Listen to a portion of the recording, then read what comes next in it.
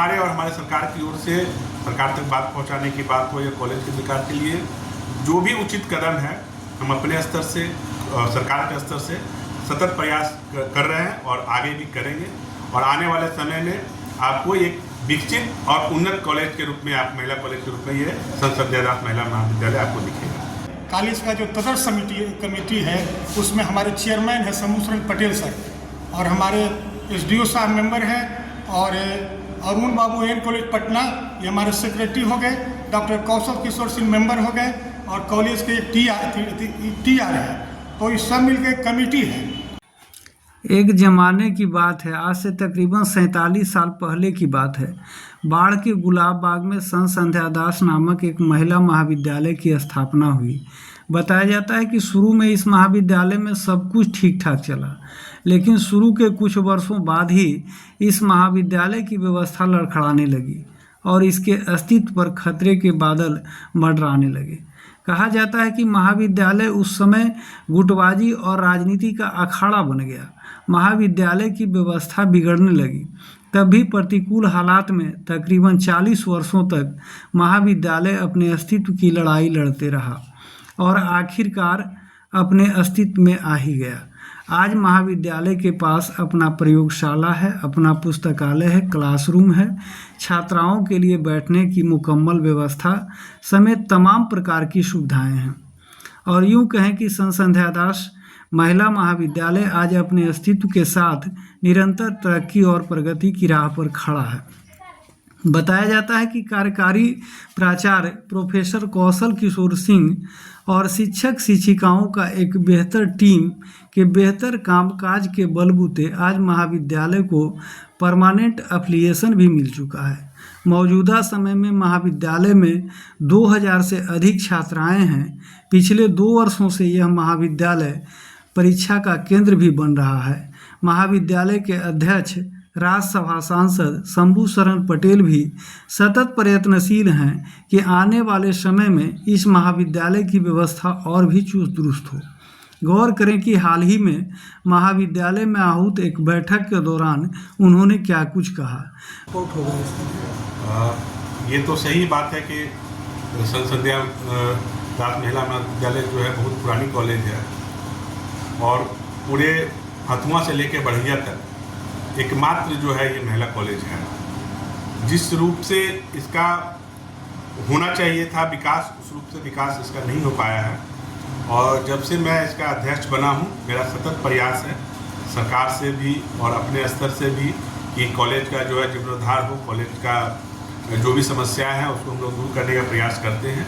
और हर बैठक में कुछ ना कुछ, आप जब मेरे चेयरमैन बनने के बाद, जब से कौशल बाबू अध्यक्ष ये प्रभारी प्राचार्य बने हैं उसके बाद आप देखेंगे कुछ ना कुछ जो है धीरे धीरे ग्रोथ हो रहा है, नया नया बिल्डिंग बन रहा है। कुछ स्थानीय लोगों का भी जो है थोड़ा सा इंक्रोचमेंट कर देते हैं, लोगों को भड़का देते हैं, जिसके वजह से भी थोड़ा प्रॉब्लम हो जाता है।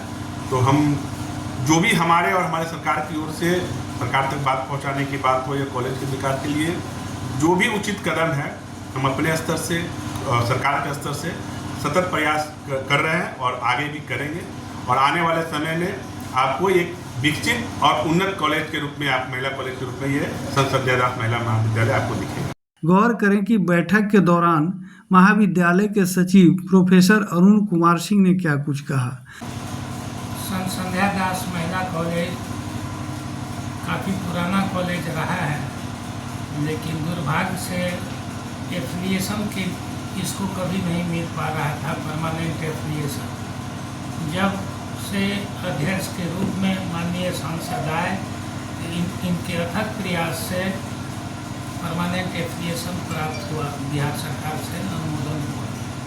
परमानेंट एफिलिएशन के बाद एक तदर्थ समिति के सचिव की हैसियत से और SDO यहाँ के सदस्य हैं और माननीय सांसद अध्यक्ष हैं और कार्यकारी प्रधानाचार्य कौशल प्रसाद सिंह के और तमाम शिक्षक और शिक्षक कर्मियों के सबके लगन एकजुटता से आज हमारी ज़मीन का बाउंड्री वाल हो गया है 1.5 बीघा ज़मीन का और 12 कमरे निर्माण हो गए हैं। पुराने भवनों का जीर्णोद्धार हुआ है। आज के डेट में 2600 बेटियों का अध्ययन अध्यापन यहाँ से चलता है। इस बार तो परीक्षा केंद्र भी रहा था। पिछले 2 बार से परीक्षा का केंद्र भी यहाँ चल रहा है। गौर करें कि महाविद्यालय के प्रोफेसर अरविंद कुमार सिंह ने क्या कुछ कहा। 1978 का महाविद्यालय था और आज तो देख रहे हैं कि परमानेंट एप्लीकेशन 40 साल के बाद हो गया और सारा व्यवस्था हमारा दुरुस्त है, आप लोग भी देख रहे हैं। बाढ़ विधानसभा क्षेत्र के लिए तो गर्व की बात है। गर्व की बात नहीं, मैंने 3 जिला में मात्र एक महिला कॉलेज है, बढ़िया और लखीसराय के बीच में। बाढ़ के लिए तो ही है गौरव, लेकिन 3 जिला में मात्र एक महिला कॉलेज है। आगे अब इसके लिए और कायापलट के लिए क्या प्रयास किया जा रहा है? हम लोग अपने संसाधन से 70% से बिल्डिंग बना रहे हैं और 70% पेमेंट कर रहे हैं। मैंने टीचिंग और नॉन टीचिंग और 30% डेवलपमेंट कर रहे हैं। आगे सरकार का सहयोग मिलेगा तो हम लोग और अच्छा करेंगे, आप लोग को फिर बुलावेंगे और फिर अपने बात को रखेंगे। ये जो सांसद हैं शंभू शरण पटेल, जी। बताया जाता है कि यहाँ के प्राचार्य से काफ़ी उनका जुड़ाव है, शिष्य गुरु का जुड़ाव है। तो हमारे उसका लाभ किस रूप में मिल रहा है? हम लोग का जो माने कमेटी है, कॉलेज का जो तदर्श कमेटी है, उसमें हमारे चेयरमैन है शंभू शरण पटेल सर और हमारे SDO साहब मेंबर हैं और अरुण बाबू एन कॉलेज पटना ये हमारे सेक्रेटरी हो गए, डॉक्टर कौशल किशोर सिंह मेंबर हो गए और कॉलेज के एक TR है। तो ये सब मिलकर कमेटी है, उसी कमेटी के माध्यम। बाढ़ से राजेश कुमार की एक विशेष रिपोर्ट।